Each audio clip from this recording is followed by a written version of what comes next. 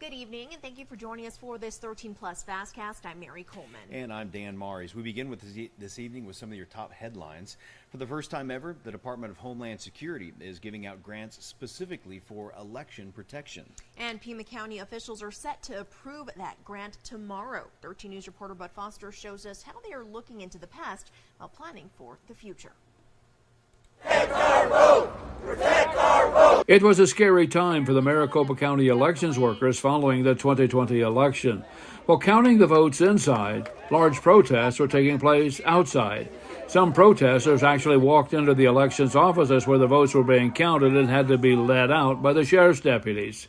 Against that backdrop, Pima County is preparing for 2024. We've seen this in multiple elections where you have masses of people showing up and protesting, and even threatening or threatening to harm these public servants, and which is absolutely unconscionable. The Department of Homeland Security is giving the county a grant of a bit more than $54,000 to make the elections department more secure. A small amount, but big changes. Under the grant, the county will install bars on the windows in the recorder's office, windows which lead into an area where signatures are verified and ballots sorted. It will add bulletproof glass in the elections department door, which leads to the public viewing area where all the ballots are placed in the machines for counting. It will add cameras to cover what are now blind spots for the workers, and install monitors so workers can see the parking lot and lobbies in real time. If this provides our employees any modicum of reassurance that they feel more protected, they have a big job to do, and I just want them to be able to do their job and feel comfortable doing it. Many elections workers and elections directors have resigned recently because of threats to themselves and their families.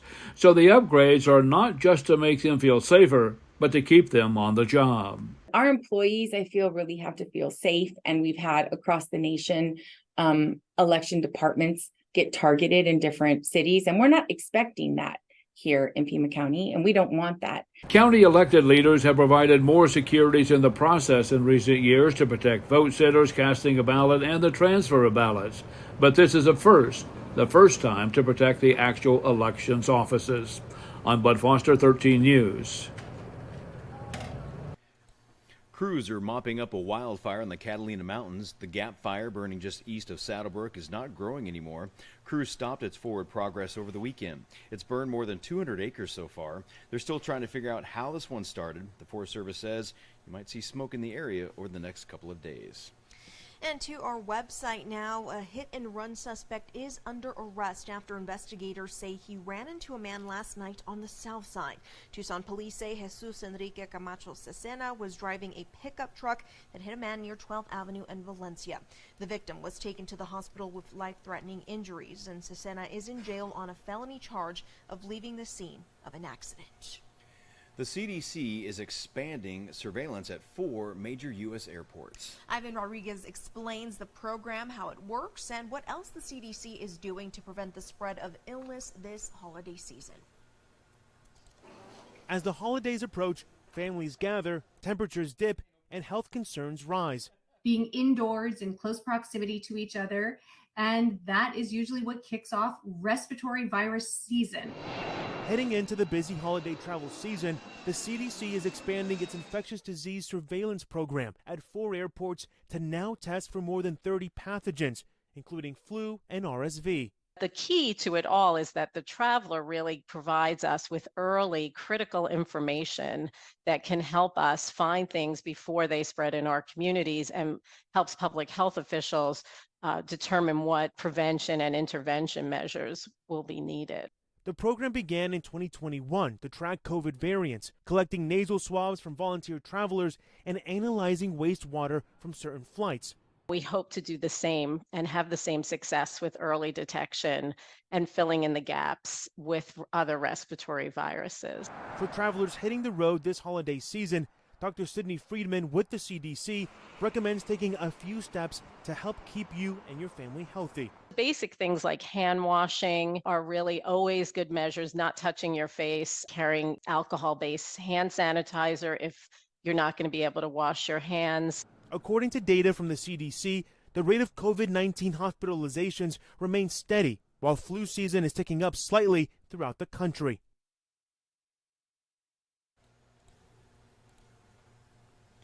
The practice of Tai Chi could help older adults boost their memory. Tai Chi is a slow and gentle type of martial art, almost like meditating.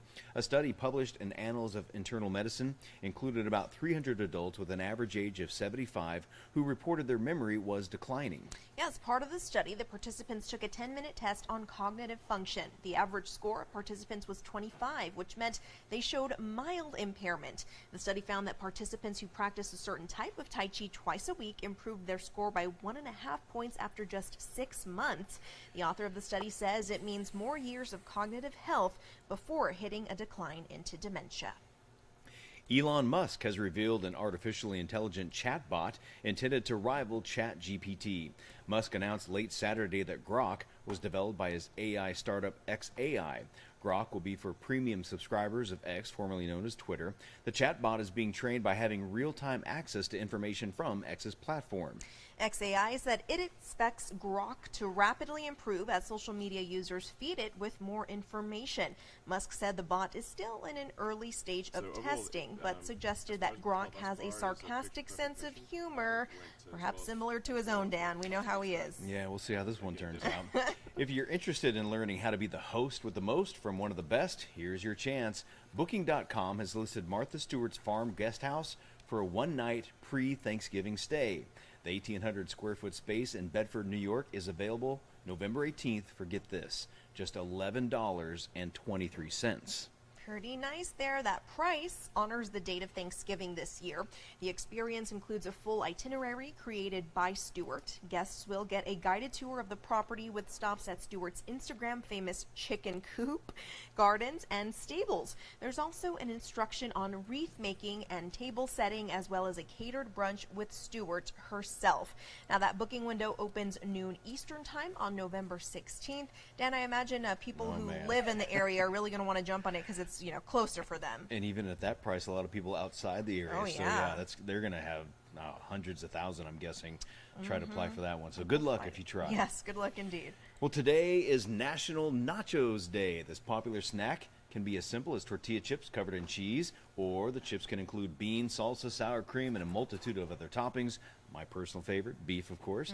According to history, a man named Ignacio Nacho Anaya first came up with nachos back in 1943. He was the maitre d' at a restaurant on the U.S.-Mexico border near Eagle Pass, Texas. And one night, after the kitchen staff had left, a group of U.S. Army wives came into the restaurant looking for a snack. So Anaya decided to make them something. He cut up some tortillas into triangles, topped them with cheese and jalapenos, and then he threw them in the oven, Dan. The Army wives loved his creation, and they named the snack after him, Nacho Special. It became a hit all over Texas and spread in popularity. And, I mean, it's not just Texas. We know how crazy people go over nachos.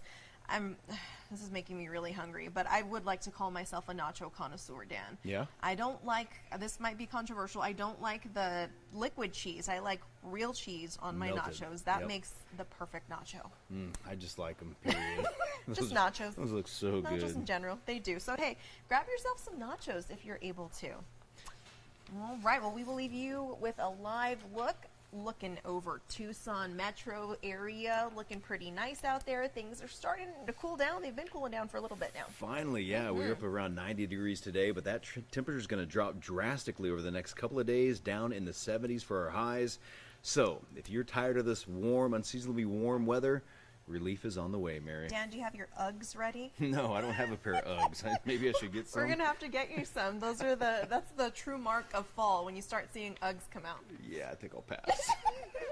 Guys, if he happens to, I'll send everyone some pictures so you can see them. My winter wardrobe is my jacket. There you go. That's all you need. That's all you need. Light sweater, guys. Well, have a great evening, and we hope you will join us for 13 News Live at 10. We'll see you then.